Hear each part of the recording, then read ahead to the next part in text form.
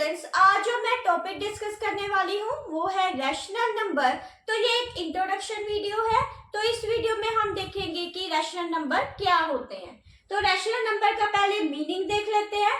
तो rational number क्या है?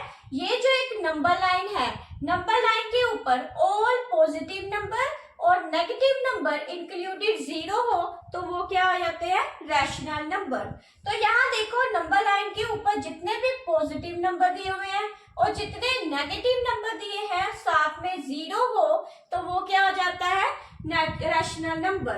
तो जो रैशनल नंबर है तो इसकी डेफिनेशन क्या होगी? तो डेफिनेशन के अकॉर्डिंग यहाँ से यहाँ तक के जो नंबर है वो क्या आ रहे हैं? Whole number. और ये जो ये नंबर है इसको बोलेंगे नेगेटिव नेचुरल नंबर। तो डेफिनेशन क्या होगी इसकी? All whole number included with negative natural number is called rational number. तो जो रैशनल नंबर होते हैं वो P बाय Q की फॉर्म में होते हैं। जो Q है वो नॉन जीरो होना चाहिए। तो यहाँ पे जो P और Q है वो क्या दिए हुए हैं? इंटीजर्स। तो इंटीजर्स का मतलब क्या है? वो पॉजिटिव हो सकते हैं, नेगेटिव हो सकते हैं या फिर जीरो हो सकते हैं। तो जो न्यूमिनेटर है उसमें ये वैल्यू या तो पॉजिटिव हो सकती है या फिर नेगेटिव हो सकती है या फिर जीरो हो सकता है। जो डिनोमिनेटर है वो या तो पॉजिटिव होगा या नेगेटिव होगा, बट वो जीरो नहीं होगा क्योंकि डेफिनेशन के अकॉर्डिंग जो Q है वो नॉन जीरो होना चाहिए। तो जो Q है वो नॉन जीरो है इसलिए वो जीरो नहीं हो सकता। तो इसकी हम डेफिनेशन के अकॉर्डिंग इसकी एग्जाम्पल देखते हैं। तो एग्जाम्पल्स क्या है इसकी? जैसे 3/4, 5/-6, -8/9 और -8/-7। तो ये सारी एग्जाम्पल रैशनल नंबर की है। तो ये जो रैशनल नंबर है न्यूमिनेटर में जीरो भी हो सकता है तो 0/8, बट 8/0 नहीं हो सकता क्योंकि जो डिनोमिनेटर है वो नॉन जीरो है। तो अगर ये जीरो हो गया तो वो रैशनल नंबर नहीं होगा। तो इसलिए जो रैशनल नंबर है वो न्यूमिनेटर पॉजिटिव, नेगेटिव और जीरो होंगे और डिनोमिनेटर से पॉजिटिव या नेगेटिव होगा। तो यहाँ भी मैंने ऐसे लिया है, ये पॉजिटिव लिए है, ये नेगेटिव नंबर है, यहाँ पे जीरो भी लिया है, बट जो डिनोमिनेटर्स में मैंने पॉजिटिव वैल्यू ली है, नेगेटिव ली है, बट जीरो नहीं लिया। तो अब यहाँ पे देख लेते हैं कि पॉजिटिव रैशनल नंबर क्या है। तो पॉजिटिव रैशनल नंबर क्या होते हैं? जिनके न्यूमिनेटर और डिनोमिनेटर दोनों पॉजिटिव हो। तो यहाँ पे जो एग्जांपल है वो है 3/4। तो जो 3/4 है वो पॉजिटिव नंबर है क्योंकि दोनों का जो साइन है न्यूमिनेटर और डिनोमिनेटर का पॉजिटिव दिया है। तो 3/4 को क्या लेंगे? Positive rational number. तो नेगेटिव रैशनल नंबर में क्या आएंगे? ये दो जो एग्जाम्पल है 5/-6 और -8/9, तो ये नेगेटिव रैशनल नंबर है। नेगेटिव हम पढ़ते हैं इसकी स्टैंडर्ड फॉर्म। तो स्टैंडर्ड फॉर्म क्या होती है? तो स्टैंडर्ड फॉर्म वो होती है इसकी सिंपलेस्ट फॉर्म या लोएस्ट फॉर्म।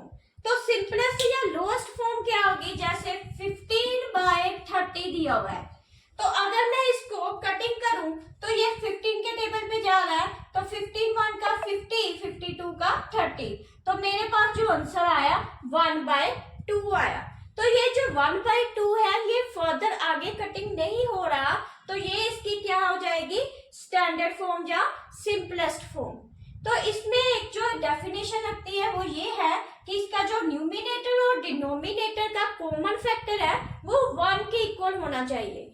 तो यहाँ पे देखो, ये जो स्टैंडर्ड फॉर्म 1/2 निकाली है मैंने, तो अगर मैं इसको नेक्स्ट कटिंग करूं तो ये कटिंग नहीं हो रहा, तो इसका जो कॉमन फैक्टर है वो कितना आ रहा है? 1/2 का कॉमन फैक्टर आ रहा है 1।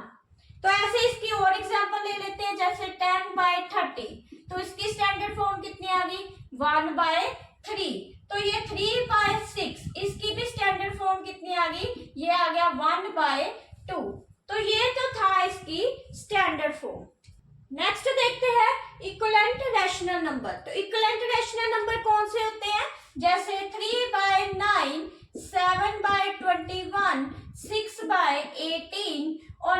3/27। तो अगर मैं इन सबको कैंसिल करूं तो मेरे पास एक ही वैल्यू आ रही है 1/3। तो अगर मैं इसको कैंसिल करूं, ये भी 1/3, 1/3, 1/3 और 1/3। तो इन सबकी जो वैल्यू आई 1/3, इसको बोल देते हैं इक्विवेलेंट रैशनल नंबर। तो आपको ऐसे भी दिया हो सकता है, आपको एक रैशनल नंबर दिया है 2/3, तो इसकी इक्विवेलेंट फॉर्म को निकालेंगे। तो इसकी इक्विवेलेंट फॉर्म कौन सी होगी? पहले इन सबको न्यूमिनेटर और डिनोमिनेटर में सेम टेबल से मल्टीप्लाई कर देंगे। तो पहले मैंने 2 से मल्टीप्लाई किया तो ये आ गया 4/6। ऐसे 2/3 को फिर 3 से मल्टीप्लाई किया तो ये आ गया 6/9। फिर 2/3 को 4 से मल्टीप्लाई किया तो ये आ गया 8/12। अब ये रैशनल नंबर है तो इक्विवेलेंट रैशनल नंबर कैसे है? जैसे ये 4/6, 6/9 और 8/12। अगर मैं इनकी कैंसिल करूं तो ये सेम आंसर 2/3 बन रहा है। तो 2/3 कैसे बना है? 2 2 का 4, 2 3 का 6। ये भी अगर मैं कैंसिल करूं 3 के टेबल पे हो रहा है 3 2 का 6, 3 3 का 9। ये 4 के टेबल पे कैंसिल हो रहा है 4 2 का 8, 4 3 का 12। तो इसका मतलब अगर मैं ये लिखती हूँ 2/3 के 3 इक्विवेलेंट रैशनल नंबर निकाले हैं, वो मैंने कौन से निकाले हैं? 4/6, 6/9 और 8/12। तो इसको बोल देते हैं इक्विवेलेंट रैशनल नंबर। तो यहाँ पे हमें दो फॉर्म देखने को मिली। एक तो थी इसमें 3-4 पार्ट्स भी हुए हैं, तो उसको बताया है कि इसमें इक्विवेलेंट फ्रैक्शन है कि नहीं। तो यहाँ पे ये जो आंसर आया वो इक्विवेलेंट का था। सेकंड है आपको एक नंबर दिया होगा तो उसके 3 या 2 आपको इक्विवेलेंट रैशनल नंबर निकालने हैं, तो वो इस मेथड से होगा। नेक्स्ट आगे देखते हैं कि रैशनल नंबर को नंबर लाइन पे कैसे ड्रॉ करते हैं। तो जैसे रैशनल नंबर दिया है 3/4, तो उसको नंबर लाइन पे कैसे ड्रॉ करेंगे? तो ये एक नंबर लाइन दी है यहाँ पे 0 1 2 3 4 और यहाँ नेगेटिव नंबर दिए हैं। तो देखो यहाँ 0 के जो राइट की तरफ है वो पॉजिटिव नंबर है और जो 0 के लेफ्ट की तरफ है वो क्या है? नेगेटिव नंबर दिए है। तो अगर कोई रैशनल नंबर लाइन पे ड्रॉ करें तो वो कौन से पॉइंट पे होगा? पहले चेक करेंगे कि ये नंबर कौन सा है। तो ये नंबर जो है वो पॉजिटिव नंबर है, तो इसका मतलब वो 0 से राइट की तरफ जाएगा। तो इसके टोटल कितने पार्ट हो रखे हैं? जो डिनोमिनेटर 4 लिखा है तो उसके 4 पार्ट हो रहे हैं। तो इसको कैसे लिखेंगे? 0 1 2 3 और 4। तो ये जो डिनोमिनेटर 4 था इसको 4 से डिवाइड कर देंगे। तो यहाँ पे 0/4 कितना आ गया? 0 और 4/4 कैंसिल किया, कितना आ गया? 1। और 0 और 1 के बीच में 3/4 कहाँ पे आ रहा है? तो ये इस पॉइंट पे आ रहा है। तो ये 3/4 ये नंबर लाइन है, उसके ऊपर हमने इसको ड्रॉ कर दिया। ऐसे ही अब हम देखते हैं -8/5। तो ये जो माइनस है ये नंबर लाइन पे कहाँ पे ड्रॉ हो रहा है? तो पहले देखेंगे ये जो नेगेटिव नंबर है वो 0 से लेफ्ट की तरफ जा रहा है। तो 0 से लेफ्ट की तरफ जा रहा है, हम भी इस साइड लिखेंगे। तो यहाँ लिख देंगे 0 -1 -2 -3 -4 -5 -6 -7 -8 और -9 और -10। तो जो डिवाइड है वो किससे है? 5 से। तो इसका मतलब इसके 5 पार्ट्स है। 5 पार्ट्स का मतलब क्या होता है? जैसे 0 और 1 के टोटल 5 पार्ट्स है और 1 और 2 के भी टोटल 5 पार्ट्स है। तो इसको मैं आपको बताती हूँ ये कैसे मैंने बताया। जैसे इसको डिवाइड कर देंगे 5 से, तो 5 से डिवाइड कर दिया।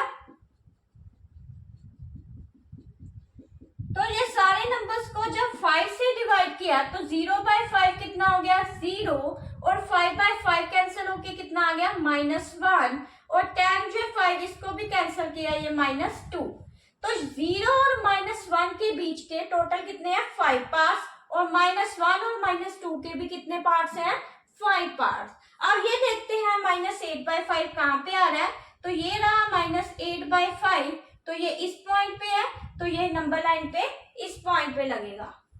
नेक्स्ट पार्ट है कंपेयरिंग रैशनल नंबर। तो कंपेयर करेंगे रैशनल नंबर को कि ये लेस देन है, ग्रेटर देन है या फिर इक्वल है। तो उसके लिए क्या करना पड़ेगा, दो आपको रैशनल नंबर गिवन होंगे तो उनके जो डिनोमिनेटर्स है पहले सेम करेंगे। तो अगर सेम होंगे तभी पता चलेगा कि ये वैल्यू ग्रेटर है या लेस देन है। तो उसके लिए क्या करना पड़ेगा, 4 और 3 का एलसीएम लेना पड़ेगा। ये 4 के टेबल पे गया, आगे 3 एज इट इज, फिर ये 3 के टेबल पे गया, तो एलसीएम कितना आया 12। तो 3 बाय जो 4 आया है तो उसको डिनोमिनेटर को सेम करने के लिए 12 बनाएंगे। तो 4 को किससे मल्टीप्लाई करना पड़ेगा कि वो 12 आ जाए, तो वो 3 से, तो ये आ गया 9 बाय 12। ऐसे ही 2 बाय 3, इसका भी डिनोमिनेटर 3 है, उसको 12 करने के लिए किससे मल्टीप्लाई करेंगे 4 से, तो ये आ गया 8 बाय 12। अब इन दोनों के डिनोमिनेटर सेम है तो 9 बड़ा है या 8, तो 9 वाली टर्म बड़ी होगी, तो इसको कैसे लिखेंगे 9 बाय 12 और 8 बाय 12। तो इन दोनों में ग्रेटेस्ट टर्म कौन सी होगी, तो ग्रेटेस्ट होगी 9 बाय 12। तो इसको बोलते हैं कंपेयरिंग रैशनल नंबर। तो उसको कंपेयर करके बताना है कि वैल्यू ग्रेटर है या लेस देन है। अगर आपको सपोज डिनोमिनेटर सेम दिए हो, जैसे 2 बाय 8 और 4 बाय 8, तो इनमें से ग्रेटर कौन सी है, ये वैल्यू ऑलरेडी ही डिनोमिनेटर सेम है, तो ग्रेटर 2 और 4 में से कौन सा होगा, 4 वाला नंबर। तो आगे देखते हैं कि एडिशन, सब्ट्रैक्शन, मल्टीप्लिकेशन और डिवीजन कैसे होती है। तो जो मैंने फर्स्ट पार्ट में लिखा है वो है एडिशन। तो एडिशन कैसे करते हैं, 4 बाय 3 प्लस 2 बाय 5 की, तो इन दोनों को प्लस करने के लिए इनके डिनोमिनेटर सेम करने पड़ेंगे। तो सेम करने के लिए पहले हम एलसीएम लेंगे 3 और 5 का। तो 3 के टेबल पे गया, 3 1 का 3, तो यहाँ पे 5 आया, फिर ये 5 के टेबल पे गया, तो आंसर कितना है 3 5 का 15। तो एलसीएम कितना निकला 15, तो 4 बाय 3, इसका जो डिनोमिनेटर 3 है इसको 15 करेंगे, तो 5 से मल्टीप्लाई करेंगे, 5 4 का 20 अपॉन 15। ऐसे 2 बाय 5, ये डिनोमिनेटर जो 5 है इसको भी 15 करने के लिए 3 से मल्टीप्लाई करेंगे बोथ साइड, न्यूमिनेटर और डिनोमिनेटर में, तो आंसर आया 6 बाय 15। तो इन दोनों के जो डिनोमिनेटर सेम आ गए तो इसको लिखेंगे 20 बाय 15 प्लस 6 बाय 15। तो 15 कॉमन लिया, क्योंकि मैंने प्लस इसलिए लिखा है क्योंकि सेंटर में क्या था ये प्लस, तो इसको प्लस करना था, तो 20 प्लस 6, तो ये आंसर कितना आ गया 26 बाय 15। तो ये तो सम था प्लस में। अगर यही सम माइनस में आ जाए, अगर ऐसे लिखा हो 4 बाय 3 माइनस 2 बाय 5, तो उसके लिए यही सेम करना पड़ेगा, ये दो वैल्यूज ऐसे ही निकाल लेंगे, तो जो आंसर आएगा तो आंसर में क्या लिख देंगे 20 माइनस 6 बाय 15। तो यहाँ पे जो प्लस लिखे हैं वहां पे हम माइनस कर देंगे, यहाँ पर भी माइनस कर देंगे और माइनस, तो हमारे पास 20 में से 6 माइनस किए, कितना आंसर आया, तो ये आ गया 14 बाय 15। तो ये 14 बाय 15 ये सम हो गया सब्ट्रैक्शन का। तो ऐसे ही अब मल्टीप्लिकेशन देखते हैं। तो मल्टीप्लिकेशन क्या होती है, जैसे 3 बाय 5 और मल्टीप्लाई 10 बाय 9। तो इसको मल्टीप्लाई कैसे करेंगे, पहले तो कैंसिल करेंगे, अगर न्यूमिनेटर डिनोमिनेटर में कुछ कैंसिल हो रहा है तो ये 3 के टेबल पे कैंसिल हो रहे 2 नंबर, तो इसको बोल देंगे 3 1 का 3, 3 3 का 9, 5 1 का 5, 5 2 का 10। तो आंसर कितना आ गया 2 बाय 3। तो ये तो था मल्टीप्लिकेशन। तो डिवीजन भी देख लेते हैं।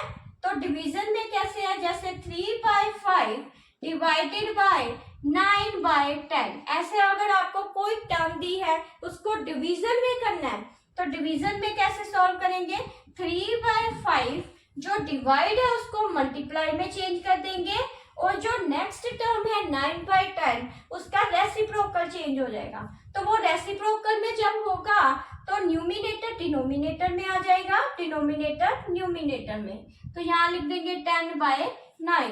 तो इसको इससे कैंसिल कर देंगे, तो ये कितना आंसर आ गया 2 बाय 3।